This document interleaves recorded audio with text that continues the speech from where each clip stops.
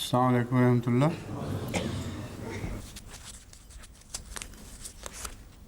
شان نزول سے متعلق مختلف روایات ہیں اور جو بھی باقی ہیں، اور اس سلسلے میں چونکہ ہر دفعہ تعوذ کی ضرورت نہیں پڑتی، آیات ایک دفعہ پڑھ دیا جائے تعوذ تو پھر ضرورت نہیں پڑتی، لیکن پہلی دفعہ جو تلاوت ہے اس میں بہرحال تعوذ ہونا ضروری ہے۔ اس لیے میں پہلی آیات جو اس وقت میرے سامنے ہے یُبْصِرُونَ عَلَىٰ أَنفُسِهِمْ والی، اس کی تلاوت کرتا ہوں اور پھر حسب سابق مضمون شروع ہو جائے گا۔ اعوذ باللہ من الشیطان الرجیم، بسم اللہ الرحمن الرحیم۔ والذین تبوؤوا النار والایمان من قبلهم یحبون من ہاجر الیہم۔ تبوؤوا الدار، نار غلطی سے پڑھا گیا غالباً۔ والذین تبوؤوا الدار والایمان، لکھنے میں مجھے نون کا نقطہ دکھائی دے رہا تھا لیکن پڑھتے ہوئے خیال ہے نار ہو ہی نہیں سکتا، اس لیے میں دوبارہ پڑھ رہا ہوں۔ والذین تبوؤوا الدار والایمان من قبلهم یحبون من ہاجر الیہم ولا یجدون فی صدورہم حاجۃ مما اوتوا ویؤثرون علی انفسہم ولو کان بہم خصاصۃ ومن یوق شح نفسہ فاولئک هم المفلحون۔ سورہ الحشر آیت نمبر 10۔ اس آیت کا ترجمہ یہ ہے، اور اسی طرح وہ لوگ جنہوں نے وہ مار جو مدینہ میں پہلے سے رہتے تھے، یہ ترجمہ کچھ عجیب سے ہے۔ اچھا، پہلی آیت کے تسلسل میں ہے اس لیے سمجھ نہیں آ رہی تھی۔ وہ جو مال ہیں اللہ کی راہ میں دینے والے، ان کے تعلق میں یہ آیت ہے کہ یہ مال ان لوگوں پر بھی خرچ ہوگا۔ اسی طرح وہ مال ان لوگوں کے لیے بھی ہے جو مدینے میں پہلے سے رہتے تھے اور مہاجرین کے آنے سے پہلے ایمان قبول کر چکے تھے اور ان سے محبت کرتے تھے، جو ان کی طرف ہجرت کر کے آئے اور اپنے دلوں میں اس مال کی کوئی خواہش نہیں رکھتے تھے، یہ بریکٹ میں ہے، جو ان کو دیا گیا تھا، اور وہ باوجود اس کے کہ خود غریب تھے، مہاجرین کو اپنے نفسوں پر ترجیح دیتے تھے، اور جن لوگوں کو اپنے نفس کے بخل سے محفوظ رکھا جائے ایسے تمام لوگ بامراد ہونے والے ہیں۔ یہ آیت مہاجرین مکہ کا جیسا اس مدینہ میں استقبال کیا گیا اس کو کھول رہی ہے، اس مضمون کو۔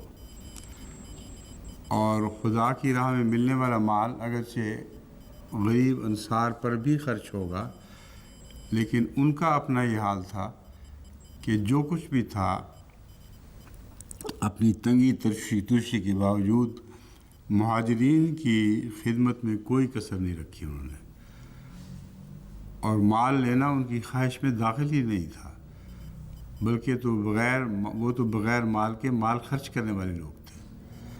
بس انصار کی اس کیفیت کو بیان کر کے ہمیشہ کے لیے انصار کے اس دل کی حسن کو قیامت تک کے لیے محفوظ کر لیا گیا ہے جو ان کے دل میں تھا، اور اگر یہ آیت کریمہ اس طرح نازل نہ ہوتی تو شاید انصار یا مہاجرین میں سے کوئی ایسی گواہی نہ دے سکتا۔ بس یہ آیت خود اپنی شان نزول کو ظاہر کر رہی ہے اور بتا رہی ہے کہ اللہ کی نظر دل کے لطیف خیالات پر پڑتی ہے، اور وہ لوگ جو خدا کی راہ میں قربانی کرنے والے ہیں، اگرچہ خود ان کو دیا جانا مقصود ہے لیکن اس دینے کی خاطر انہوں نے کوئی قربانی نہیں کی، یعنی لینے کی خاطر کوئی قربانی نہیں کی، بلکہ مال کے بغیر وہ تو قربانی کرنے والے لوگ تھے۔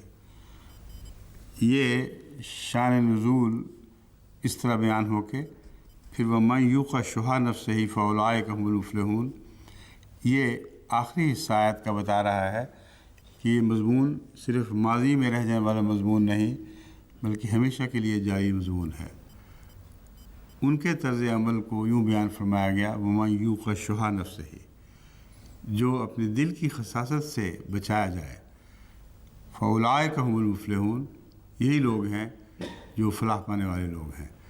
بس قیامت تک جو بھی اس طرز عمل کو اختیار کرے گا وہ اللہ تعالیٰ کے نزدیک مفلحون میں شمار ہوگا۔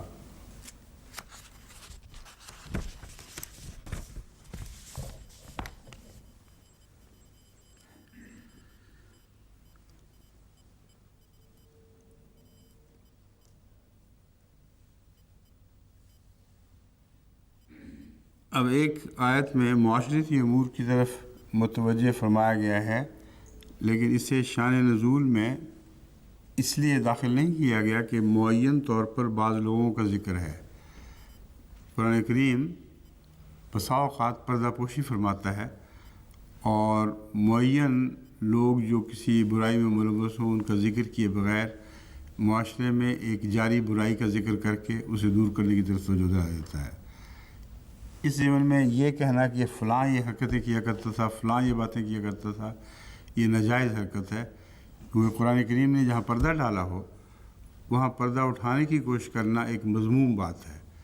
اس سلسلے میں پہلے بھی میں بیان کر چکا ہوں کہ ازواج مطہرات سے متعلق قرآن کریم میں تبصرے ہیں اور پردہ ڈالا گیا ہے ان پر، اور مفسرین پوری کوشش کرتے ہیں کہ پردے نوچ نوچ کے ایک طرف پھینک دیں، اور جو باتیں بیان کرتے ہیں وہ خیالی ہیں۔ اس لیے گستاخی بھی ہے اہل بیت کی، اور قرآن کریم کی طرف وہ باتیں منسوب کرنا ہے جو قرآن نہیں کہنا چاہتا۔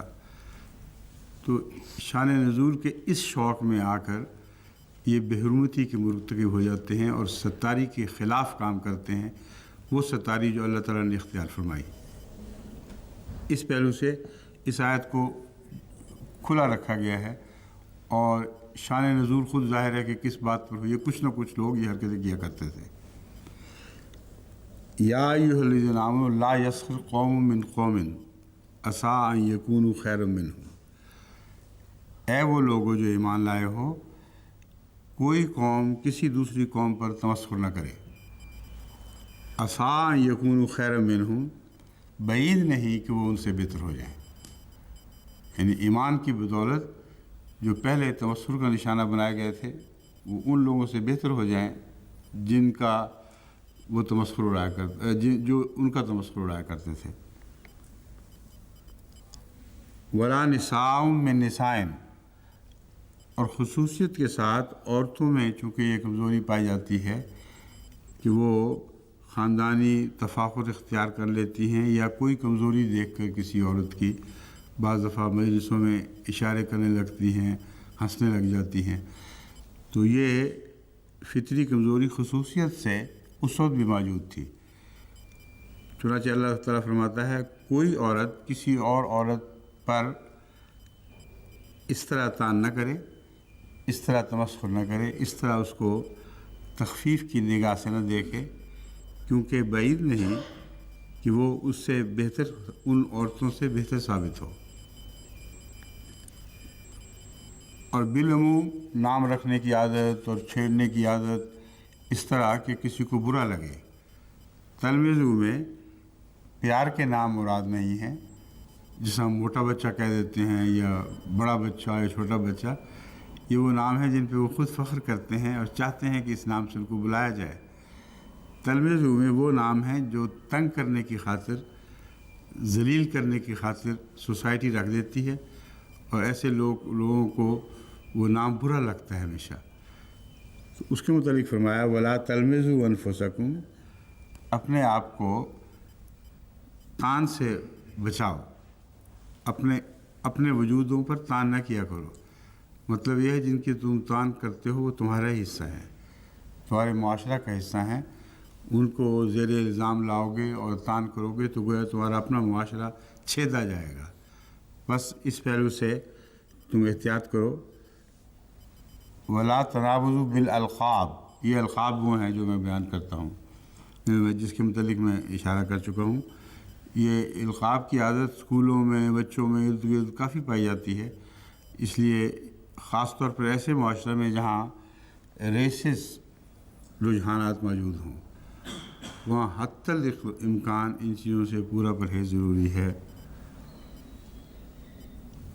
بیسل اسم الفسوق و بعد الایمان، ایمان لانے کے بعد فسوق کا نام بہت ہی برا ہے۔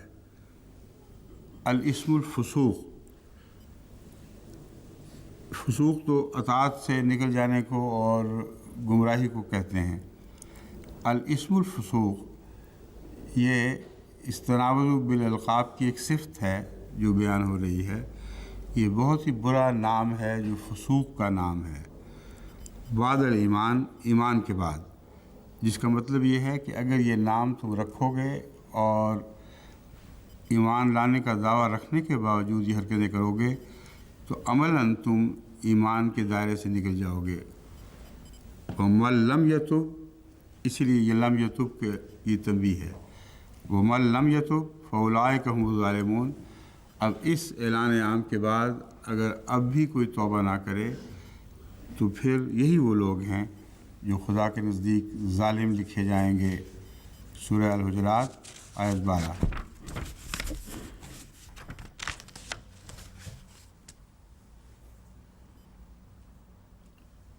اب ایک اور آیت معاشرے پر روشنی ڈال رہی ہے۔ میں نے عرض کیا تھا کہ بعض باتیں احادیث میں اس کثرت سے نہیں ملتی کیونکہ وہ اختلافی مسائل کی بحثوں میں الجھ گئی ہیں اور اپنے اپنے گروہ کی تائید میں جو بھی ان کو مواد میسر آیا اس کو بہت زیادہ اچھالا گیا ہے۔ اگر قرآن کریم براہ راست معاشرے پر سے پردہ نہ اٹھاتا تو ہمیں کچھ بھی معلوم نہ ہوتا۔ یہ آیت بھی اسی پہلو کو روشن کر رہی ہے۔ اللہ تعالیٰ فرماتا ہے یا ایھا الذین آمنوا لا تدخلوا بیوتا غیر بیوتکم حتی تستانسوا،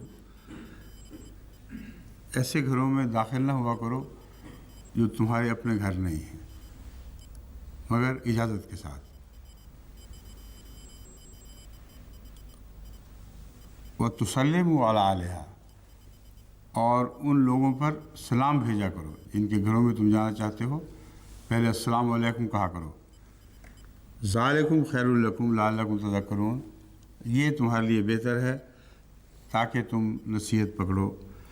اب یہ معاشرہ جس کو آج کل کی تہذیب میں نمایاں طور پر بیان کیا جاتا ہے کہ بغیر اجازت کے کہیں نہیں جانا، داخل نہیں ہونا، کٹکھٹانا نہیں، یہ آج سے 1400 برس پہلے قرآن کریم نے رائج فرما دیا تھا۔ اور اگر ایسا معاشرہ ہو تو تالوں کی بھی ضرورت کوئی نہیں، کیونکہ اول تو کوئی جب تک اس کو معین کام نہیں ہوگا وہ کسی گھر میں داخل ہونے کا ارادہ نہیں کرے گا، اور جو اس کا گھر نہیں ہے وہ جب تک اجازت نہیں لے گا اس میں داخل نہیں ہوگا۔ اب ہمارے ہاں آج تک اس آیت کا جتنا اثر ہونا چاہیے وہ مفقود ہے۔ مغربی معاشرے میں بہت حد تک اس آیت کے منطوق کو اختیار کر لیا گیا ہے۔ یہ آیت جو چاہتی ہے اس سے ملتا جلتا معاشرہ یہاں قائم ہو گیا ہے، اور گھروں میں بغیر پوچھے بغیر اجازت کے یوں ہی دروازے نہیں کھٹکھٹاتے پھرتے۔ لیکن آج کل مشرقی دنیا میں یہ بہت بیماری عام ہے، یعنی جوتی پہنی اور گھر گھر پہنچنا شروع کیا اور بغیر اجازت کے اندر داخل ہو جاتے ہیں۔ اور ہمارے ہاں تو پہرے دار مقرر ہیں اس لیے نہیں اندر آتے، ورنہ اگر پہرے دار ہر کسی کو کہاں میسر ہوتے ہیں پہرے دار، تو ہر وقت تانتا باندھ جائے۔ اگر پہرے دار یہاں نہ ہوں تو پہلے ایک ایسا وقت گزرا تھا جب میں نے پہرے داروں کو روکنے کی ہدایت نہیں دی تھی۔ جب بھی میں گھر میں داخل ہوا ہوں اجنبی چہروں سے گھر بھرا ہوتا تھا، اور بچیوں کے لیے مصیبت، بیگم کے لیے مصیبت، ہر وقت کا تقاضا کہ اب یہ آ گیا، اب یہ آ گیا، اب یہ آ گیا۔ اور اس سے مجھے اندازہ ہو کہ دیکھو قرآن کریم نے کتنا پہلے ہماری حفاظت فرمائی ہے۔ 1400 برس پہلے ہمارے معاشرے کو تنبیہ دی ہے جو آج تک پوری طرح مسلمان نہیں سمجھ سکے۔ بس گھروں میں جانے سے پہلے پوچھ لیا کرو، ٹیلی فون عام ہیں، پتہ کر لیا کرو۔ ان بیچارے احمدیوں پر بھی رحم کرو جن کے گھر پہرے دار مقرر نہیں ہوتے، اور فون پر بات کر کے ان سے پوچھا کرو ہم آنا چاہتے ہیں ہمیں وقت بتائیے کس وقت آئیں۔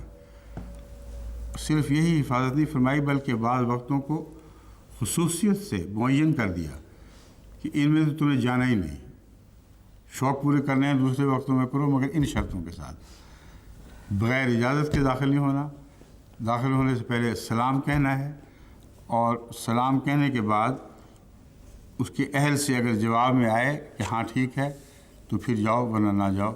ذالکم خیر لکم لعلکم تذکرون، یہ بات تمہارے لیے بہتر ہے اگر تم تقوی اختیار کرو۔ یہ سورہ نور کی آیت 28 ہے۔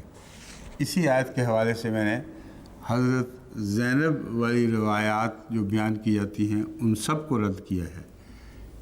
یہ ناممکن ہے کہ جس رسول پر یہ آیات نازل ہوں وہ اپنے منہ بولے بیٹے کے گھر یا کسی گھر میں بھی بغیر اجازت کے اور بغیر سلام کے داخل ہو، اور سارا فتنہ و فساد شان نزول والا اس آیت کو نظر انداز کر کے ڈالا گیا ہے۔ یہ آیت کلیتاً رسول اللہ صلی اللہ علیہ وسلم کی کردار کی حفاظت کرتی ہے اور اعلان عام کرتی ہے کہ جھوٹے ہیں وہ لوگ جو اس آیت کے منطوق کے خلاف رسول اللہ صلی اللہ علیہ وسلم پر الزام لگا رہے ہیں۔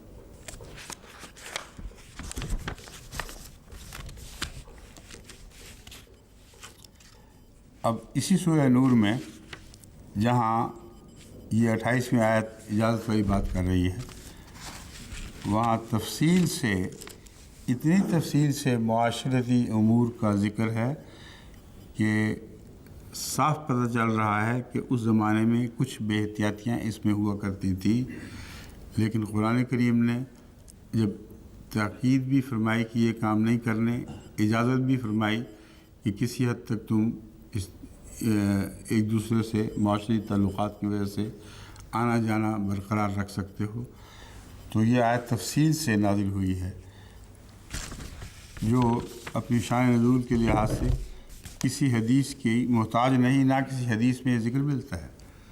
جو ذکر قرآن کریم میں مل رہا ہے یہ احادیث کو تلاش کر لیں، اس تفصیل سے کہیں ملتا ہی نہیں۔ قرآن کریم فرماتا ہے لیسا علی الاعمی حرج ولا علی الاعرج حرج، اندھوں پر کوئی حرج نہیں اور لنگڑوں پر کوئی حرج نہیں، نہ مریض پر، نہ تم پر اپنے گھروں سے یا اپنے باپ دادوں کے گھر سے یا اپنی ماؤں یا ننھیال کے گھر سے یا اپنے بھائیوں کے گھر سے۔ یہ پہلے میں آیت پوری کر لوں پھر میں پڑھتا ہوں اس کو۔ یہ کھانے کا ذکر چونکہ ترجمے میں بعد میں آیا ہوا ہے اس لیے سمجھ نہیں آ رہی گھر سے کا کیا مطلب ہے۔ لیسا علی الاعمی حرج، کسی اندھے پر کوئی حرج نہیں، یعنی اس کا کوئی قصور نہیں، اس کو تانا دینے کی ضرورت نہیں، گھر بیٹھا کھا رہا ہے۔ ولا علی العرج حرج، اور ہاتھ پاؤں سے معذور انسان، عرج یعنی لنگڑا ہو یا اور مجبوریاں ہوں جسمانی۔ ولا علی المریض حرج، یا دائمی بیمار پر بھی کوئی حرج نہیں۔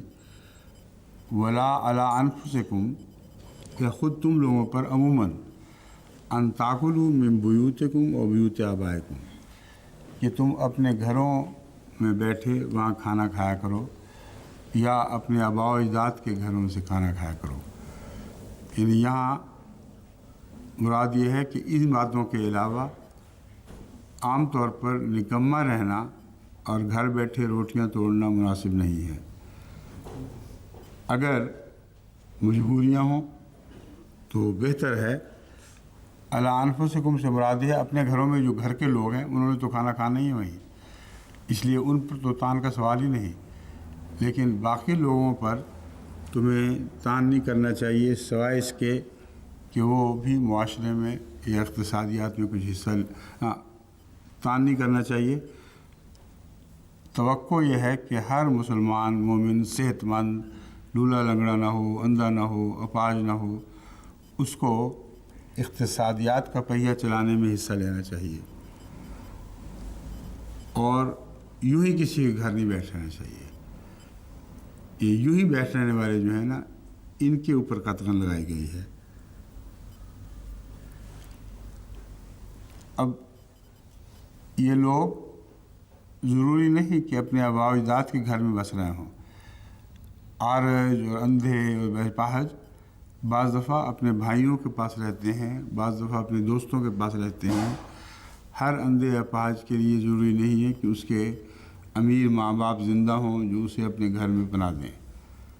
بس اس آیت کا ایک منطوق یعنی ایک وجہ یہ ہے کہ اس بات کو نیکی سمجھ کر عام کرو. وہ لوگ جو بے سہارا ہیں ان کو اپنے گھروں میں رکھ کر ان کے کھانے پینے کا انتظام کرو. یہ اسلامی معاشرے کے خلاف نہیں، اگرچہ وہ صرف دوست ہی ہوں تمہارے، بلکہ اسلامی معاشرہ چاہتا ہے کہ ان سب لوگوں کو کوئی نہ کوئی سہارا میسر ہو. یہ ساری آیت کا مضمون کھل کر ابھی آپ کے سامنے آ جائے گا. کوئی حرج نہیں ان تاکلوا من بیوتکم او بیوت آبائکم او بیوت امہاتکم، آباء و اجداد کے گھروں میں، اپنی ماؤں کے گھروں میں، او بیوت اخوانکم یا اپنے بھائیوں کے گھروں میں، او بیوت اخواتکم یہاں خواہ بہنوں کے گھروں میں بھی رہو. اب یہ جو ہمارے ملک میں خصوصاً ایشیا میں ایک نفرت پائی جاتی ہے کہ بیوی بچی کے گھر نہیں رہنا، قرآن کریم اس تصور کو توڑ رہا ہے. یا بہن کے گھر نہیں رہنا، اس تصور کو قرآن کریم توڑ رہا ہے.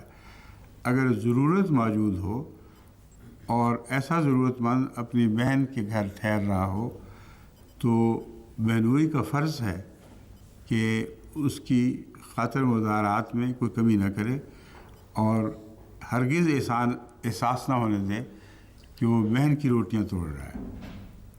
یہاں معاشرے کا عمومی فرض ہے، اس میں بہن کے پاس آ جائے تو بہن کا زیادہ فرض ہے کہ خدمت کرے، جبکہ صدیق سے بھی یہی توقع ہے کہ وہ بھی خدمت کرے. تو جو رشتہ دار نہیں ہوگا وہ بھی اس ذمہ داری میں شریک ہے. تو بہن اگر رشتہ دار ہونے کی وجہ سے خدمت کرتی ہے تو اس کی ساس کو، اس کے خاوند کو ہرگز اعتراض کا حق نہیں ہونا چاہیے، یا اعتراض کر کے وہ اپنے آپ پہ اپنے اخلاق کو داغدار نہ کرے. بیوت اخوانکم او بیوت اخواتکم او بیوت اعمامکم او بیوت اماتکم، جو اپنے چچوں کے گھر رہے خواہ اپنی پھوپھیوں کے گھر رہے، دونوں صورتوں میں جائز ہے. او بیوت اخوالکم یا خالاؤں کے گھر رہے، او ما ملکتم مفاتحہ او صدیقکم. ایک لفظ چھوٹ گیا کوئی ہے؟ اچھا ٹھیک ہے، میں یہی دیکھ رہا تھا، کچھ مجھے چھوٹا ہوا نظر آ رہا تھا. او بیوت اعمامکم او بیوت اماتکم او بیوت اخوالکم یا اپنے ماموں کے پاس، اخوال خالو نہیں بلکہ ماموں کے لیے آتا ہے. او بیوت خالاتکم یا اپنی خالاؤں کے پاس رہے. اب ٹھیک ہے نا؟ او ما ملکتم مفاتحہ یا جن کی چابیاں تمہارے سپرد کی گئی ہوں. یہ کیسے گھر ہیں جن کی چابیاں سپرد کی جاتی ہیں؟ بعض دفعہ ایسے دوستوں یا غریبوں یا محتاجوں کو آپ اپنے گھر میں آنے جانے کے لیے کھلی چھٹی دے دیتے ہیں اور اپنے گھروں کی چابیاں ان کو دے دیتے ہیں کہ تم سنبھالو، اور وہ بھی ایک خدمت کا رنگ ہوتا ہے. تو فرمایا اس میں بھی کوئی حرج نہیں کہ ایسا کرو. اور صدیقکم یا اپنے کسی دوست کے گھر. اب صدیقکم نے یہ بات کھول دی ہے کہ اس سے پہلے جو رشتہ داروں کی ذمہ داریاں تھیں ان کی ذمہ داریاں معاشرتی ذمہ داریاں ہیں، رشتے کی وجہ سے نہیں. کیونکہ اگر ان سب رشتوں میں سے کوئی بھی نہ ہوتا تو دوستی کا رشتہ اس تقاضے کو پورا کرنے والا ہونا چاہیے تھا. کوئی نہ کوئی اللہ کے نزدیک ان مومن غریبوں کا والی و وارث ضرور ہوگا جو اپنے طور پر کما نہیں سکتے. کتنی عظیم الشان آیت ہے جو ہر پہلو کو، ہر معاشرتی پہلو کو خوب کھول کر بیان کر رہی ہے، اور افسوس ہے کہ نہ ترقی یافتہ ملکوں میں اس کی مثال نظر آتی ہے، نہ ترقی پذیر ملکوں میں، نہ پیچھے رہ جانے والوں میں۔ اگر کوئی مثال اچھی دکھائی دیتی ہے تو افریقہ میں دکھائی دیتی ہے۔ افریقہ میں خدا تعالیٰ کے فضل سے اس آیت کے اوپر پوری طرح عمل ہو رہا ہے، یا بڑی حد تک عمل ہو رہا ہے۔ ایسے گھر ہیں جہاں کسی شخص کا گھر ایک محل بن گیا ہے لوگوں کے آنے کی وجہ سے، غریب رشتہ دار، یتیم رشتہ دار، مصیبت زدگان، یہاں تک کہ دوست بھی سارے وہاں اکٹھے ہوتے ہیں اور اکٹھے کھانا کھاتے ہیں، ایک ہی روٹی سب کے لیے پکتی ہے۔ تو یہ معاشرے کا جو حسین تصور ہے، اس کو زندہ رکھنے میں آج افریقہ نے ہماری مدد کی ہے، اور اس معاشرے کو جماعت میں پھیلنا چاہیے، لیکن عیدیوں کے لیے یہ معاشرہ نہیں ہے۔ عیدی اس کو کہتے ہیں جو ہاتھ پاؤں توڑ کے بیٹھ جائے، ہرگز اس کا ذکر نہیں ہے، نہ اس کو سہارا مل رہا ہے۔ صاف بتا رہا ہے کہ وہ محتاج لوگ جو بیچارے اپنی کمائی سے معذور ہیں، ان کو اللہ تعالیٰ نے ضمانت عطا فرمائی ہے کہ اسلامی معاشرے میں کوئی معذور بھی بھوکا نہیں رہے گا، اور ہر ایک کے لیے انتظام کیا گیا ہے۔ لیکن جو بغیر معذوری کے دوسروں پر پڑتا ہے، وہ اس اقتصادی معاشرے کو نقصان پہنچانے والا ہے، اس کی وجہ سے معاشرہ اور بھی غریب ہوتا چلا جائے گا۔ اس لیے اس فرق کو ملحوظ رکھیں۔ عام طور پر جو مجھے مسلسل شکایتیں ملتی ہیں، ان میں اس آیت کو نظر انداز کرنے کے نتیجے میں جہاں کوئی شخص اپنی بہن کے پاس یا خالہ وغیرہ یا بھائی کے پاس آ کے ٹھہر گیا ہے، وہاں دوسرے رشتہ دار اس پر تان کی زبان کستے ہیں اور طرح طرح سے اس کو ذلیل کرتے ہیں اور نقصان پہنچانے کی کوشش کرتے ہیں۔ یہ تکلیف دہ خبریں روزانہ تقریباً شادی کو دن گزرا ہو کہ جب میری ڈاک پہ نہ ملتی ہوں۔ بس جو لوگ اس درس کو سن رہے ہیں، ان کا فرض ہے کہ اس بات کو اور بھی آگے پہنچائیں، اور احمدی معاشرے میں افریقہ سے بہتر حسن سلوک قائم ہونا چاہیے، اور جو لوگ اس کی اقتصادیات کو نقصان پہنچانے کے لیے اپنی صلاحیتوں کو بروئے کار نہیں لاتے، ان کو آرام سے سمجھانا چاہیے کہ تم نے ایک مؤثر وجود بننا ہے اسلامی اقتصادیات کا، اور تم سے یہ توقع نہیں کہ تم معذوروں کی طرح ہو کر بیٹھ جاؤ۔ آگے فرماتا ہے،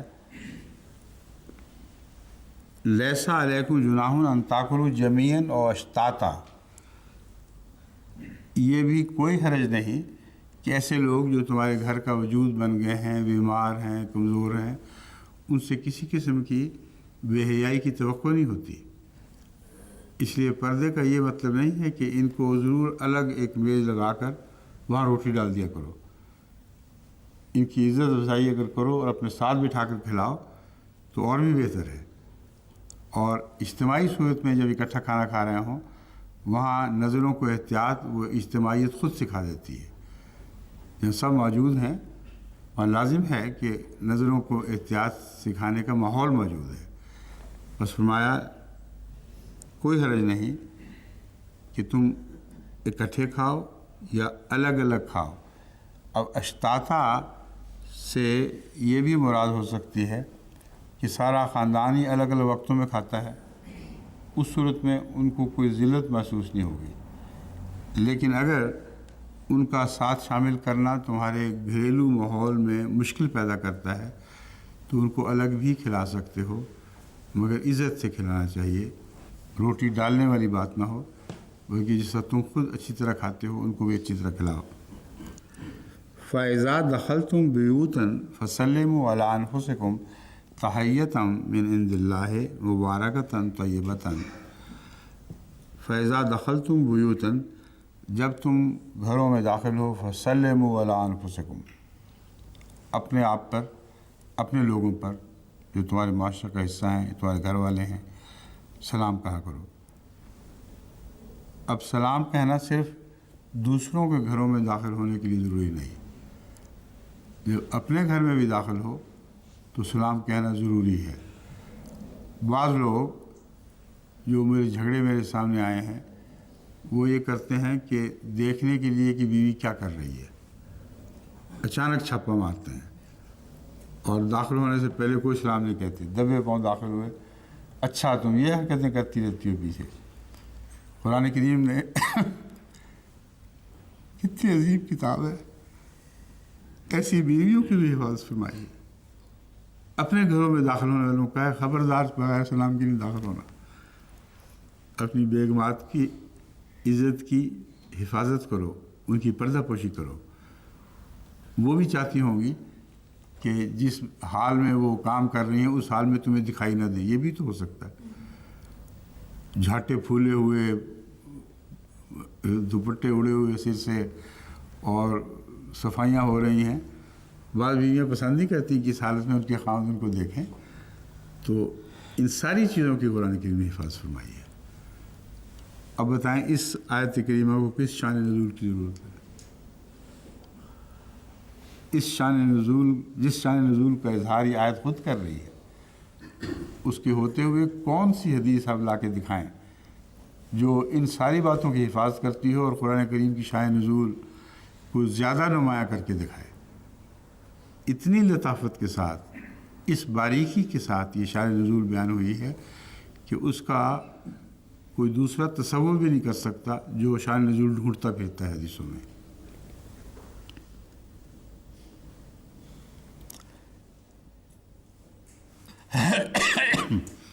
اب پھر دیکھیے، تسلموا علی انفسکم تحیۃ من عند اللہ مبارکۃ، کتنا عظیم الشان وہ شخص ہوگا جو جب بھی گھر میں داخل ہو سلام اللہ کی خاطر کہے اور خدا کا تحفہ لوگوں کو پہنچائے، گھر والوں کو۔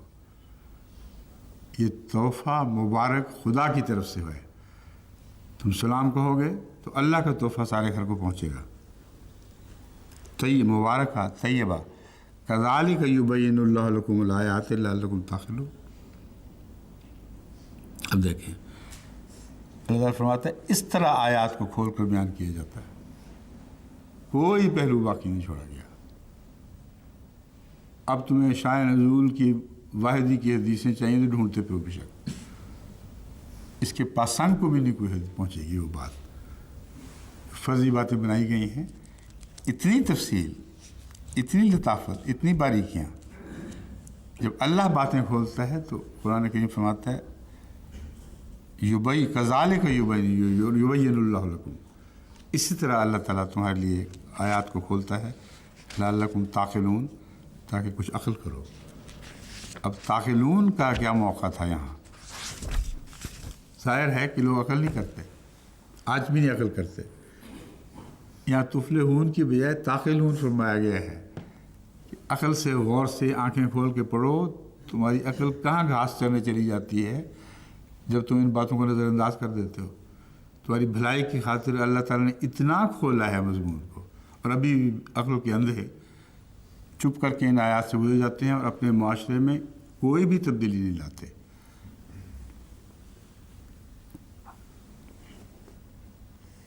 سورہ نور میں نظریں نیچی کر رکھنا یہ بیان ہوا ہے، قل للمؤمنین یغضوا من ابصارہم ویحفظوا فروجہم ذلک ازکی لہم ان اللہ خبیر بما یصنعون۔ اس میں پردے کا وہ مضمون جو مردوں سے خصوصیت سے تعلق رکھتا ہے وہ بیان ہوا ہے کہ محض عورتوں کو چادریں پہنانا مقصود نہیں ہے، تم لوگ جو پھرتے ہو تم خود اپنی نظروں کی حفاظت کیا کرو اور ان کو ادھر ادھر بہکنے نہ دیا کرو۔ اگر تم اپنی نظروں کی حفاظت کرو گے تو یہ تمہاری پاکیزگی کی حفاظت کے لیے بہت ہی اہم ہے۔ اللہ تعالیٰ ان باتوں کو سے بہت باخبر ہے جو یصنعون، جو یہ لوگ کرتے ہیں۔ سورہ بنی اسرائیل آیت 2، سبحان الذی اسریٰ بعبدہ لیلا من المسجد مسجد الحرام الی المسجد الاقصی الذی بارکنا حولہ لنریہ من آیاتنا انہ هو السمیع العلیم بصیر انہ هو السمیع البصیر۔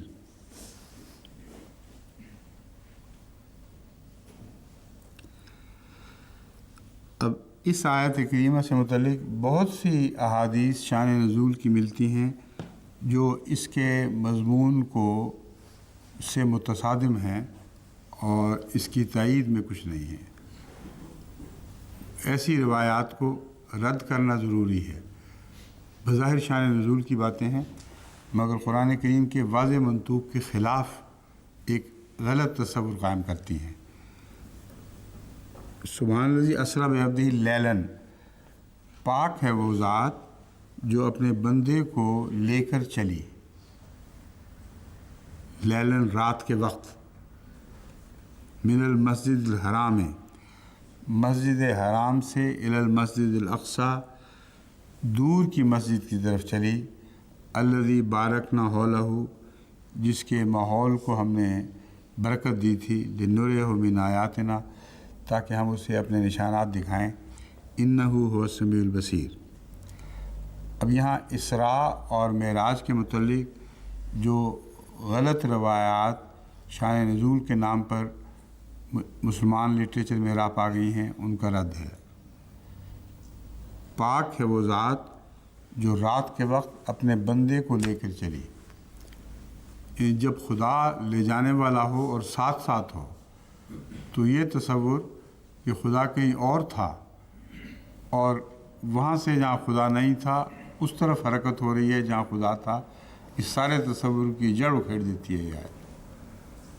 اور اکثر حدیثیں جو شان نزول والی ہیں اسی مضمون پر ہیں کہ گویا رسول اللہ صلی اللہ علیہ وسلم براق پر بیٹھے اور بڑی تیزی سے حرکت شروع کی، وہاں مسجد اقصی سے ہوتے ہوئے آگے آسمان کی طرف روانہ ہوئے یا براہ راست ہوئے، مختلف احادیث سے مختلف مضامین ہیں، لیکن وہاں گئے جہاں خدا تھا اور گویا خدا جہاں نہیں تھا وہاں سے حرکت شروع کی ہے۔ اور یہ آیت اتنا قطعی رد ہے اس بات کا جو یہ کہہ رہی ہے اللہ اپنے رسول کو ساتھ لے کے چلا ہے، یعنی ایک لمحہ کے لیے بھی اللہ تعالیٰ کی معیت سے آپ جدا نہیں ہوئے۔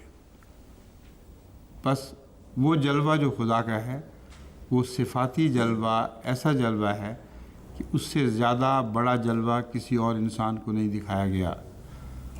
بس یہ سفر ایک صفاتی سفر ہے جس میں اللہ تعالیٰ کی عظیم الشان صفات عرش محمد مصطفیٰ پر جلوہ گر ہوئی ہیں۔ یہ مضمون ہے جو ظاہری طور پر اطلاق کرنے کی کوشش کی گئی، حالانکہ جس مسجد اقصی کا ذکر ملتا ہے وہ مسجد اقصی وہاں موجود ہی نہیں تھی، جسمانی مسجد اقصی موجود نہیں تھی، وہاں تو ایک ہیکل سلیمانی پر گندگی کا ڈھیر تھا، پتھر، گند، سارے علاقے، سارے شہر کا گند وہاں انڈیل دیا کرتے تھے۔ تو کیا نعوذ باللہ من ذالک اللہ تعالیٰ محمد رسول اللہ کو وہاں لے کے گیا ہے وہ گند دکھانے کے لیے؟ نہایت جاہلانہ باتیں ہیں۔ مسجد الاقصی سے مراد ایک ہے ایسی جو ثابت کرتی ہے اس بات کو کہ ظاہری مسجد مراد نہیں ہے، اور صرف وہ حدیثیں درست ہیں جو اس مسجد اقصی کے مضمون کو کھولنے والی ہیں۔ ان حدیثوں میں بعض ایسی حدیث ہیں جو یہ بتاتی ہیں کہ حضرت صلی اللہ علیہ وآلہ وسلم کے پیچھے تمام انبیاء نے نماز پڑھی۔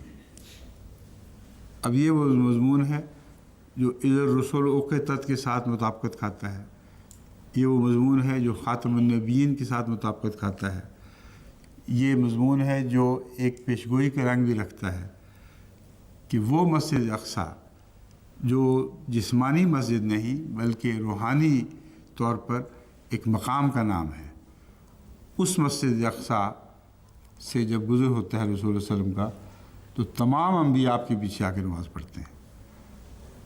گویا کہ اس اسراء میں یا اسے معراج کہیں جو چاہیں کہیں، عام طور پر دو آیتیں الگ الگ ہیں جو ایک اسراء کے لیے استعمال ہوتی ہے، ایک معراج کے لیے، مگر حدیثیں ان کو جوڑ بھی دیتی ہیں، رستہ بتاتی ہیں کہ معراج کا رستہ فلسطین سے ہو کے گزرا ہے، پھر اوپر گیا ہے۔ تو یہ یاد رکھیں کہ یہ حدیث، یہ آیت صرف ان احادیث کی تصدیق کرتی ہے جن کا مضمون اس آیت میں شامل ہے۔ مسجد اقصیٰ کوئی ہے جو ظاہری مسجد ہو نہیں سکتی، کیونکہ سب نبیوں نے رسول اللہ صلی اللہ علیہ وسلم کے پیچھے نماز پڑھی ہے۔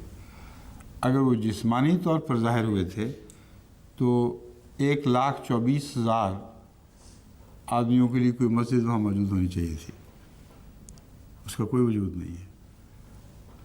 لیکن روحوں کے لیے کسی جسمانی جگہ کی ضرورت ہی کوئی نہیں ہوا کرتی، بس رسول اللہ صلی اللہ علیہ وسلم کے پیچھے جو نماز پڑھی گئی ہے وہ روحانی ہے۔ اور اس پہلو سے کوئی نبی ایسا نہیں ہے جس نے اپنی اطاعت کا دم نہ بھرا ہو، جس نے محمد رسول اللہ کو اپنا امام تسلیم نہ کر لیا ہو۔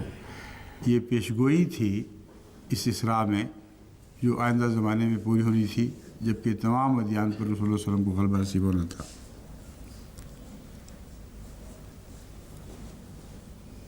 الذی بارکنا حولہ لنریہ من آیاتنا، وہ مسجد جس کے ماحول کو برکت دی ہے ہم نے، تاکہ محمد رسول اللہ کو اپنی آیات دکھائیں کہ کیا کیا عظیم الشان واقعات ہونے والے ہیں، کتنے عظیم مقدرات ہیں آپ کی ذات سے وابستہ جو آئندہ ظہور پذیر ہوں گے۔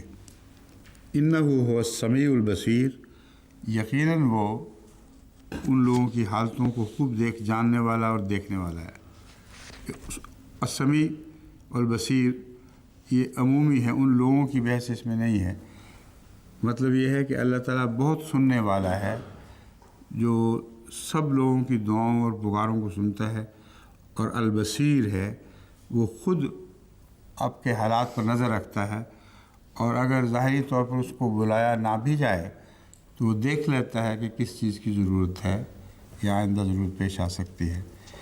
یہ سورہ بنی اسرائیل کی وہ آیت ہے جس کے متعلق میں نے بیان کیا ہے کہ کثرت کے ساتھ شان نزول کی بحثیں اٹھائی گئی ہیں جو اس آیت کے مخالف پڑتی ہیں، اور اس لطافت کے ساتھ اس مضمون کو نہیں کھولتی جو اس آیت خود کھول رہی ہے، اس لیے ان کی ضرورت ہی کوئی نہیں، سوائے ان کے جیسا کہ میں نے بیان کیا ہے جو اس کی تائید میں ہوں۔ ایسی حدیثوں کو ضرور عزت کا مقام دینا چاہیے جو قرآن کریم کی تائید میں ہوں، اور بعض پہلو اخفاء کے جو دکھائی دیتے ہوں وہ ان کو روشن کر رہی ہوں۔ اور سورہ الجن میں ایک آیت ہے جو جنوں کے وحی سننے سے متعلق ہے۔ قل اوحی الی انہ استمع نفر من الجن فقالوا انا سمعنا قرآنا عجبا، تو کہہ دے کہ اوحی الی، میری طرف وحی کی گئی ہے، انہ استمع نفر من الجن، کہ جنوں میں سے ایک گروہ نے غور کے ساتھ سنا۔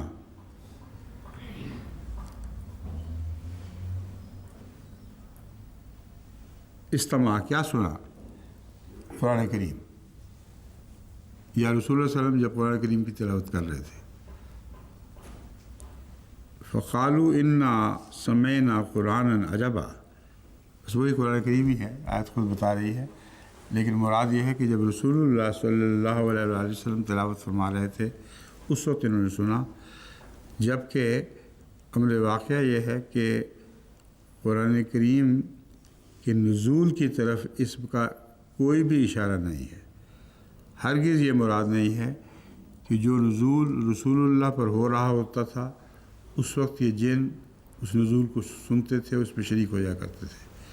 قرآن کریم کی دوسری آیات اس تصور کو بالکل باطل قرار دیتی ہیں اور رد کر رہی ہیں۔ انا سمعنا قرآنا عجبا، ہم نے ایک عجیب قرآن سنا ہے۔ یہ کون لوگ تھے، کب سنا، اور یہاں کون سے جن مراد ہیں، اس پر شان نزول کی حدیثیں بہت سی ہیں، لیکن یہ بات بھول جاتی ہیں کہ اوحی الیہ، اللہ تعالیٰ فرما رہا ہے اے رسول تو کہہ دے کہ مجھ پر یہ بات وحی کی گئی ہے۔ اس کا مطلب یہ ہے کہ وہ بھیس بدل کر کسی وقت مجلس میں شریک ہوئے ہیں اور رسول اللہ صلی اللہ علیہ وسلم کو پتہ نہیں تھا کہ یہ کون لوگ ہیں۔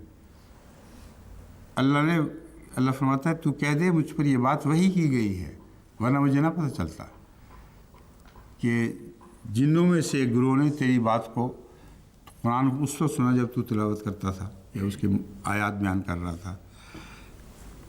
تاریخی لحاظ سے بعض روایات کا جب تتبع کیا گیا ہے، یعنی میں نے اس کے متعلق محنت کی تو پتہ چلا کہ افغانستان کے بعض باشندوں نے یہ بات کی ان کی تاریخ سے ثابت ہے، اپنے گروہ بھیجے تھے رسول اللہ صلی اللہ علیہ وسلم کی طرف، لیکن وہ اس رنگ میں گئے ہیں کہ نظر نہیں آیا تھا کہ یہ کیوں آئے ہیں اور کیا کرنے آئے ہیں۔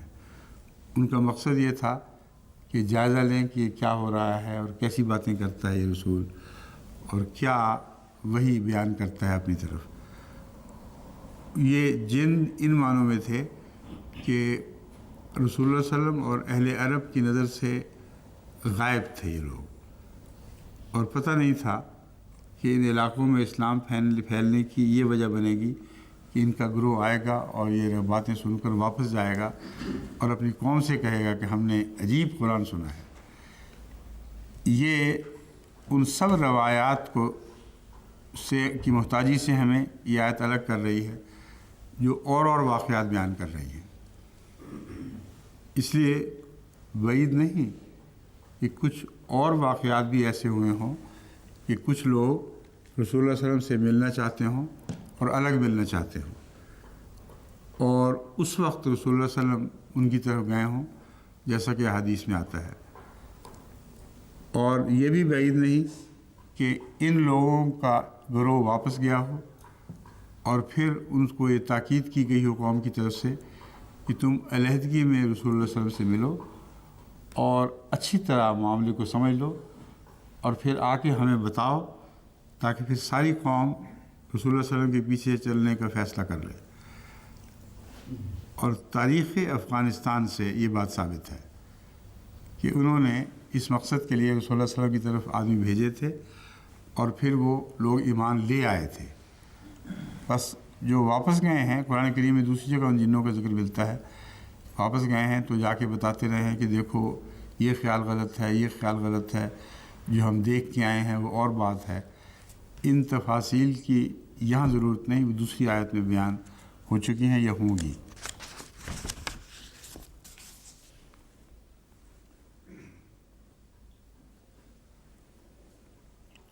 اب جنگی حکمت عملی سے متعلق سورہ آل عمران آیت 122 123 میں جو مضمون درج ہے وہ ہے وَإِذْ غَدَوْتَ مِنْ أَهْلِكَ تُبَوِّئُ الْمُؤْمِنِينَ مَقَاعِدَ لِلْقِتَالِ وَاللَّهُ سَمِيعٌ عَلِيمٌ إِذْ هَمَّتْ طَائِفَتَانِ مِنْكُمْ أَنْ تَفْشَلَا وَاللَّهُ وَلِيُّهُمَا وَعَلَى اللَّهِ فَلْيَتَوَكَّلِ الْمُؤْمِنُونَ۔ اور اس وقت کو یاد کر کہ جب تو اپنے اہل و عیال سے صبح صبح الگ ہوا تھا۔ تبوّئ المومنین، مومنوں کو ان کے جنگ کی معینہ جگہ دکھا رہا تھا، تم نے یہاں بیٹھنا ہے، تم نے یہاں بیٹھنا ہے۔ واللہ سمیع علیم، اور اللہ تعالیٰ خوب سننے والا اور جاننے والا ہے۔ اذ ہمت طائفتان منکم ان تفشلا واللہ ولیہما، جب کہ ان حالات کو دیکھ کر تم میں سے دو گروہ، تم میں سے کیا لکھا ہوا ہے یہاں؟ تفشلا، دو گروہ۔ یہ دو گروہ سے کیا مراد ہے؟ ایک تو منافقین کا گروہ ہوگا، اور کون سا گروہ ہے جو دوسری دکھانے پر تیار تھا؟ ان کا ذکر بنو خزرج، پتہ نہیں، دیکھ رہے یہ بعد میں دیکھ لیں گے، نہیں نبی صلی اللہ علیہ وسلم ہے آپ کے پاس کوئی؟ دیکھ لیں گے۔ وَإِذْ هَمَّتْ طَائِفَتَانِ مِنْكُمْ أَن تَفْشَلَا وَاللَّهُ وَلِيُّهُمَا وَعَلَى اللَّهِ فَلْيَتَوَكَّلِ الْمُؤْمِنُونَ۔ اس وقت کو یاد کر جب کہ ان حالات کو دیکھ کر تم میں سے 2 گروہ بزدلی دکھانے پر تیار ہو گئے تھے، حالانکہ اللہ ان کا دوست تھا، اور مومنوں کو تو اللہ پر ہی بھروسہ رکھنا چاہیے۔ یہ جو ہے نا ان کا دوست تھا، اس میں کوئی ایسے قبائل تو ہو نہیں سکتے جو غیر مسلم ہوں۔ مسلمانوں میں سے بعض قبیلوں نے کمزوری دکھائی ہوگی، ہوئی ہے۔ خزرج میں سے بنو سلمہ اور اوس میں سے بنو حارثہ۔ ٹھیک ہے، یہ خزرج میں سے بنو سلمہ اور اوس میں سے بنو حارثہ تھے۔ یہ روایت بتا رہی ہیں کہ انہوں نے کمزوری دکھانی تھی یا دکھائی، پھر کیا بنا ان کا؟ سمجھو، اب یہ بھی وہ ان آیات میں سے ہے جس کے متعلق میں سمجھتا ہوں کہ ستاری کا پردہ ڈالا گیا ہے، اور یہ کہہ کر کہ واللہ ولیہما، ان کی کمزوری کو ساتھ تو نہیں کیا گیا، مگر کمزوری کے باوجود اللہ نے جو حسن سلوک ان سے فرمایا، یا اللہ کے ولی ہوتے ہوئے بھی ان سے یہ کمزوری سرزد ہو گئی، اللہ کی ولایت کو ان سے چھینا نہیں گیا۔ اس لیے جب ہم چھان بین میں زیادہ آگے جائیں گے تو ایک قسم کا ان کا ایک ایسا عمل جو جیسا بھی ان سے سرزد ہوا پسندیدہ بہرحال نہیں تھا، وہ ہمیشہ کے لیے ان کے اوپر داغ بن کے پڑا رہے گا۔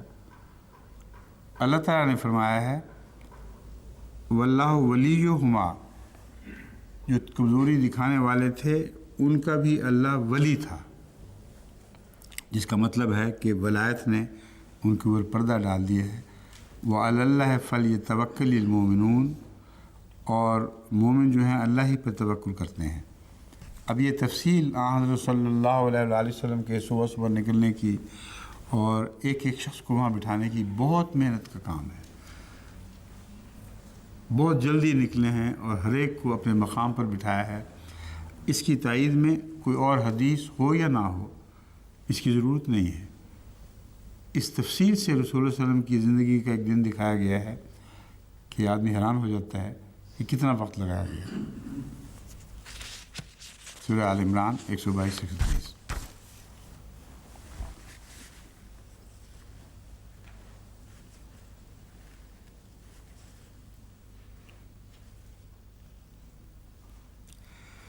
یہ آیات بھی جنگ میں جو اللہ تعالیٰ کی تائید کے وعدے تھے ان کے ذکر پر مشتمل ہے۔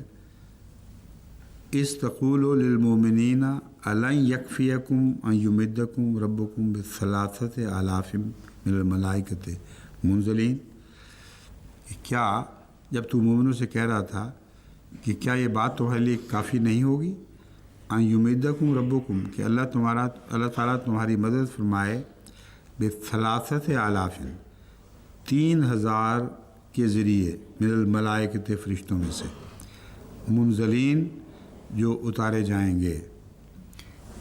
یہ حدیث یہ قرآن کریم کی آیت ان فرشتوں کی نوعیت کی تفصیل بیان نہیں فرما رہی کہ وہ کیسے اتارے جا رہے تھے، مگر 3000 فرشتوں کا ذکر ہے، یعنی ایسے مواقع پیدا ہوئے ہیں 3000 جہاں الہی مدد کی ضرورت تھی۔ میرے نزدیک یہ آیت اس مضمون کو وضاحت سے بیان کر رہی ہے، اور اگرچہ اہل علم نے تفسر کیا اور ایسی روایات کو اس آیت کی شاہ نزول بنا دیا جن میں انہوں نے لوگوں کو فرشتوں کو اترتے دیکھا ہے، لڑتے دیکھا ہے، جو جنگ بدر اور جنگ احد دونوں کی تفاصیل میں جانے سے پتہ چلتا ہے کہ اس طرح نہیں ہوا، اس رنگ میں فرشتے نظر نہیں آئے۔ اتفاقاً کسی کو کشفاً کوئی فرشتہ دکھائی دیا ہو تو بعید نہیں ہے، مگر 3000 مواقع پر اللہ کی طرف سے غیر معمولی تائید کا نہ ہونا، یہ جتنے بھی جنگ میں شریک مسلمان تھے وہ گواہ ہیں کہ کس طرح اللہ نے ان کی مدد فرمائی ہے، کس طرح خدا تعالیٰ نے ان کو دشمن کے وار سے بچایا ہے، کس طرح ایک غلطی से उनको महफूज रखा गया है। बाज़ दफ़ा ऐसे लोगों को वाक़यतन फ़रिश्ते दिखाई दिए, उन्होंने कहा इधर हट जाओ और ये जगह इख्तियार करो। तो ये तो आयात अगर ये रवायात अगरचे एक दिलचस्पी के लिए तो अहमियत रखती हैं कि बाज़ सहाबा के तजारिब का ज़िक्र करें, मगर जो कहानियाँ इससे बना ली गई हैं वो बिल्कुल गलत हैं और नामुनासिब हैं। इस आयत करीमा के होते हुए उन कहानियों की हमें कोई ज़रूरत नहीं है।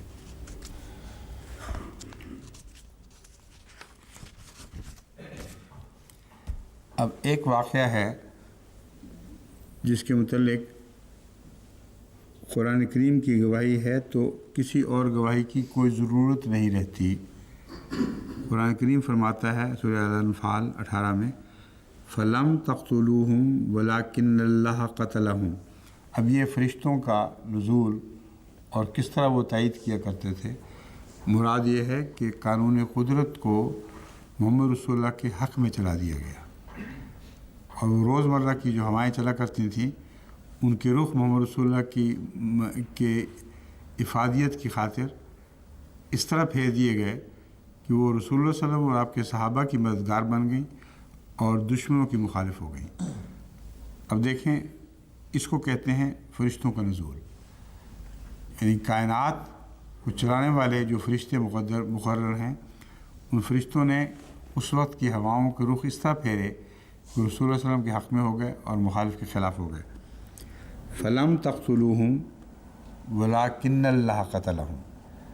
अब ये फ़रिश्तों का नुज़ूल इस तरह हुआ होता था कि तुम समझते हो कि गोया तुमने उनको कत्ल किया है काफिरों को और तुम्हारे ज़ोर की वजह से वो तबाह हुए हैं। ये झूठा गलत तसव्वुर है मोहम्मद रसूलुल्लाह की दुआओं से और उस क़िताल से जो मोहम्मद रसूलुल्लाह ने किया है। उस क़िताल की वजह से दुश्मन ने शिकस्त खाई है और उस क़िताल में फ़रिश्तों की हमायत आपको हासिल थी। चुनांचे फरमाया, वमा रमैता इज़ रमैता वलाकिन्नल्लाह रमा। ए मोहम्मद, जब तूने मुट्ठी चलाई है कंकरियों से भरी हुई, मा रमैता इज़ रमैता, तूने नहीं चलाई जब तूने चलाई, वलाकिन्नल्लाह रमा, बल्कि अल्लाह ने चलाई थी। अब इस आयत करीमा को समझना चाहिए कि ये नाउज़ुबिल्लाह मिन ज़ालिक शिरक की तालीम देने वाली आयत नहीं है। हरगिज़ मुराद नहीं है कि मोहम्मद रसूलुल्लाह ने जब मुट्ठी चलाई थी, जबकि चलाई थी वो अल्लाह का हाथ था, अल्लाह के हाथ से मुट्ठी चलाई जा रही थी। मुराद ये है कि अल्लाह की तकदीर के ताबे तूने मुट्ठी चलाई। गोया उस मुट्ठी चलाने के साथ खुदा ताला की पैदा करदा कायनात और निज़ाम कायनात तेरा हामी हो गया। चूँकि वो हामी हो गया जिस पर तुझे मक़दरत नहीं थी, इसलिए ये अल्लाह की तकदीर थी। गोया वो मुट्ठी खुदा चला रहा था कि सारा निज़ाम जो हवाओं वग़ैरह का जो भी कुदरत का निज़ाम है वो तेरी मुट्ठी के ताबे हो गया, इसलिए कि खुदा का इरादा था, इस निज़ाम को ताबे होना ही था। बस वो मुट्ठी गोया अल्लाह ने चलाई थी। वलियुब्लियल मोमिनीन मिन्हु बलान हसना, ताकि नतीजा ये हुआ कि उसके ज़रिए से मोमिनों पर एक बड़ा इम्तिहान पड़ा, लेकिन नेक इम्तिहान। लियुब्लियल मोमिनीन मिन्हु बलान हसना, मोमिनों को ताकि अल्लाह ताला उसके ज़रिए आज़माए, मगर ये आज़माइश नेकी की आज़माइश थी, अच्छी आज़माइश थी। किसी मुसीबत में मुब्तला न किया गया, बल्कि उस हवा के रुख पर जब मोमिन चढ़ दौड़े हैं तो ये बलाए हसना थी उनके लिए।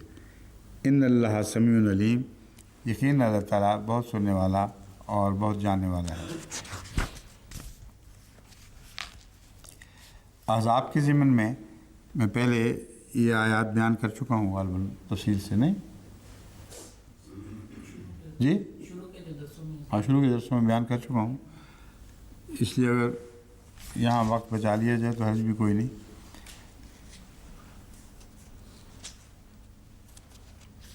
या पढ़ी हैं इतनी तो आयत तो ये भी पढ़ लेते हैं, ठीक है। सूरह अल-अहज़ाब 10 से 11 में احزاب کے واقعات کو قرآن کریم نے خود محفوظ فرما دیا ہے، اس لیے کسی اور شان نزول کا محتاج نہیں چھوڑا ان کو، ایسی عمدگی سے ان واقعات کو بیان فرمایا ہے کہ جو ضروری تھا وہ سب اس میں مہیا نکلا۔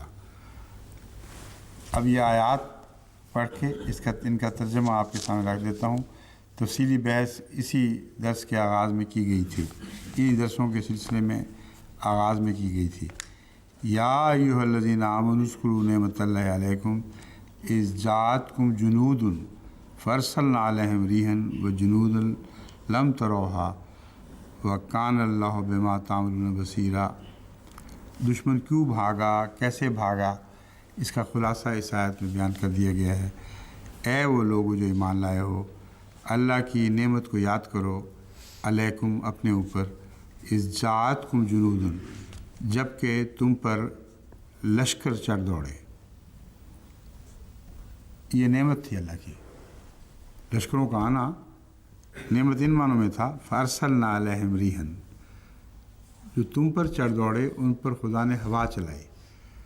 اب پہلے بھی ہوا کا ایک واقعہ گزرا ہے اس مٹھی چلانے میں، اور اس میں وضاحت کے ساتھ خدا تعالیٰ فرما رہا ہے کہ اللہ کی تقدیر تیرے حق میں چلی تھی، وہ مٹھی تو نہیں چلا رہا تھا، اللہ کی تقدیر چلا رہی تھی۔ یہاں کوئی مٹھی بھی نہیں چلی، اور انہی ہواؤں کو مسخر کرنے کے متعلق اللہ تعالیٰ نے ایک اور مثال دے دی ہے۔ بس قوانین قدرت مومنوں کے حق میں مسخر کیے جاتے ہیں، اور قوانین قدرت خدا کے دشمنوں کے خلاف مسخر کیے جاتے ہیں، اور لوگ یہ کہتے ہیں یہ حادثاتی واقعات ہیں، قدرت کا نظام ہے، ہوا چلا ہی کرتی ہے، مگر ہوا کوئی سر پھیری ہے کہ جب بھی چلے عقل کے ساتھ، یعنی مومنوں کے حق میں چلے اور غیروں کے خلاف چلے، بس سر پھیری ان کو سوچنا چاہیے جو یہ کہتے ہیں کہ اتفاقی راستہ ہے۔ ہوا چلتی ہے ایسی عقل کے ساتھ وہ ہے کہ صاحب شعور ہے، اور جس طرح اس کو چلنا چاہیے اسی طرح چلتی ہے۔ یہ بات ثابت کرتی ہے کہ کائنات میں اللہ تعالیٰ کا فرشتوں کا نظام جو قوانین قدرت کو کنٹرول میں کیے ہوئے ہے، وہ جب بھی مومنوں کا معاملہ ہو ان کے حق میں حرکت میں آتا ہے، اور جب بھی دشمنوں کا معاملہ ہو ان کے خلاف حرکت میں آتا ہے۔ بس یہ حادثات اتفاقی نہیں ہوتے بلکہ تقدیر الہی کو ظاہر کرنے والے ہیں۔ وَجُنُودًا لَمْ تَرَوْهَا، وَجُنُودًا لَمْ تَرَوْهَا میں کون سے جنود مراد ہیں؟ جو اس ہوا کے علاوہ تھے، ہوا تو ان پر چل پڑی۔ وَجُنُودًا لَمْ تَرَوْهَا میں وہ فرشتے ہیں جو ان کے دلوں کو رعب سے بھر رہے تھے اور ان کے اندر افراتفری پیدا کر رہے تھے۔ یہ بھی روحانی وجود ہیں جن کو محمد رسول اللہ صلی اللہ علیہ وسلم اور آپ کے ساتھی اپنی جگہ سے نہیں دیکھ رہے تھے، مگر لازماً ایسے خدا کے فرشتے اترے ہیں جو نہ دکھائی دینے کے، آنکھوں سے دکھائی نہ دینے کے باوجود بڑی شدت کے ساتھ ان کے دلوں میں خوف پیدا کر رہے تھے، اور جو واقعہ ہوا ہے وہ بالکل اس کے مطابق ہوا ہے۔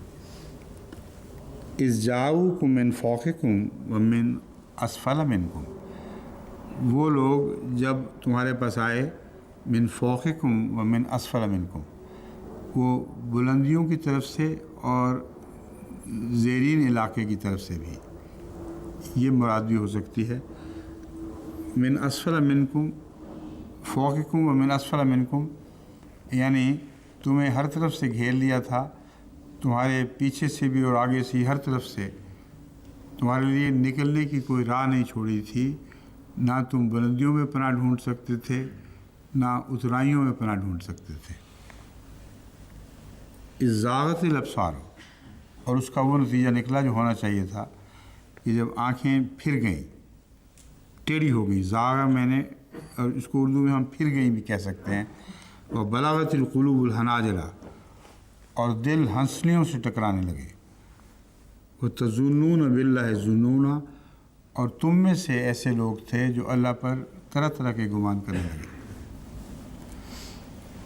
اب جو پہلے گزرا ہے بلان حسنہ، اس کی ایک شکل یہاں بھی آتی ہے۔ بعض لوگ ابتلا میں ڈالے جاتے ہیں مگر ان پر خوف غالب آ جاتا ہے اور ان کا ابتلاء حسن نہیں رہتا۔ لیکن مومن جب ابتلاء میں ڈالے جاتے ہیں تو اللہ تعالیٰ ان کو ابتلاء سے کامیابی سے گزارتا ہے اور وہ ابتلاء حسنہ ثابت ہوتا ہے، یعنی پہلے سے بڑھ کر وہ نیکیوں میں ترقی کر جاتے ہیں۔ ان کی مثال بھی قرآن کریم نے یہاں دے دی ہے۔ ہنالک ابتلی المومنون، بعض لوگوں کی تو آنکھیں پھر رہی تھیں، لیکن مومنوں کی شان کیا تھی؟ ہنالک ابتلی المومنون، مومنوں پر ایک ابتلاء آیا ہے، وزلزلوا زلزالا شدیدا، اور وہ شدید زلزلے میں مبتلا کر دیے گئے ہیں، لیکن چونکہ مومن تھے اس لیے کامیابی سے اس ابتلاء سے نکل گئے۔ وَإِذْ يَقُولُ الْمُنَافِقُونَ وَالَّذِينَ فِي قُلُوبِهِم مَّرَضٌ مَّا وَعَدَنَا اللَّهُ وَرَسُولُهُ إِلَّا غُرُورًا، مومن اس ابتلاء میں ثابت قدم رہے، حالانکہ وہ شدید جھٹکے تھے جن سے ان کو گر جانا چاہیے تھا، مگر منافق گر گئے اور جن کے دل میں مرض تھا وہ کہنے لگے کہ اللہ اور رسول نے ہمارے سے محض جھوٹے وعدے کیے ہیں، دھوکے کے وعدے کیے ہیں، حقیقت میں ہمارے لیے کوئی بھلائی مقدر نہیں تھی۔ لیکن واقعات نے بتا دیا کہ وہ مومن سچے نکلے جنہوں نے پرانی پیشگوئیوں کے ساتھ ان واقعات کا تعلق باندھا اور پہلے سے بڑھ کر خدا کی نظر میں مقام پا گئے۔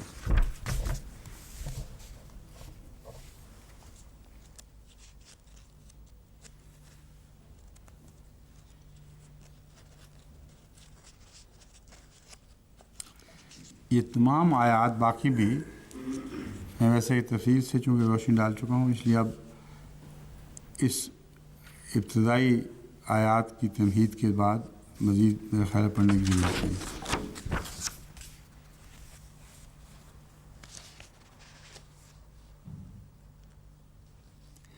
صرف اس آیت کا میں اعادہ کرتا ہوں جس آیت میں مومنوں کے ثابت قدم ہونے اور ان کے ابتلاء کو حقیقت میں ابتلاء حسنہ قرار دیا گیا ہے۔ سورہ احزاب 21-23 آیات میں سے آخری آیت ہے، وَلَمَّا رَأَى الْمُؤْمِنُونَ الْأَحْزَابَ قَالُوا هَذَا مَا وَعَدَنَا اللَّهُ وَرَسُولُهُ، جب یہ باتیں ہو رہی تھیں منافقوں کی آنکھیں پھر رہی تھیں اور یوں معلوم ہوتا تھا کہ اب کوئی جائے پناہ باقی نہیں۔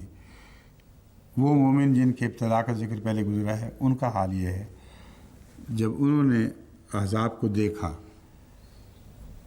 قالوا ھذا ما وعدنا اللہ ورسولہ، یہی تو اللہ نے وعدہ کیا تھا اور اس کے رسول نے کہ اس طرح سارے عرب سے گروہ در گروہ لوگ تم پر امٹ پڑیں گے۔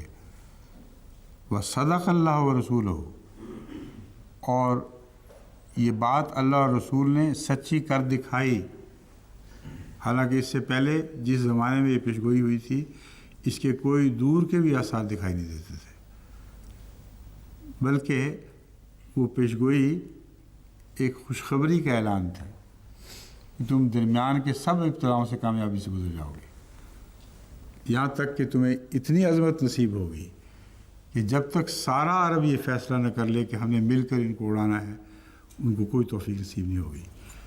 اس دوران جتنی جنگیں ہیں ان سب کی کامیابیوں کی پیشگوئی اس آیت کریمہ میں جس کی طرف اشارہ کیا گیا ہے، جو مکی آیت ہے اور ہجرت سے پہلے کی ہے۔ اس میں ہجرت بھی آ گئی، اس میں تمام جنگوں سے حفاظت کا ذکر آ گیا، بہت عظیم الشان پیشگوئی ہے اس آیت کریمہ میں، اور ان مومنوں نے پہچان لیا۔ اب اس آیت کریمہ کی شان نزول اور بیان کرنے کی ضرورت کیا ہے؟ وہ تو بہت پہلے نازل ہوئی تھی۔ نزول سے جو واقعات پیدا ہونے تھے نزول سے تعلق میں وہ بہت بعد میں ہونے تھے، اس لیے یہ خیال کر لینا کہ کسی واقعات کے پیش نظر آیات نازل ہوتی ہیں، اس بات کو یہ بات آیات جھٹلا رہی ہے۔ توہم میں بھی نہیں آ سکتا تھا کہ مسلمانوں کو اتنی عزت ملے گی، بلکہ وہ مکہ چھوڑ کر چلے جائیں گے اور خدا تعالیٰ اس سارے عرصے میں ان کی حفاظت کرے گی۔ کرے گا، ان پر پے در پے حملے ہوں گے، اور ہر حملے سے اللہ ان کو نجات بخشے گا۔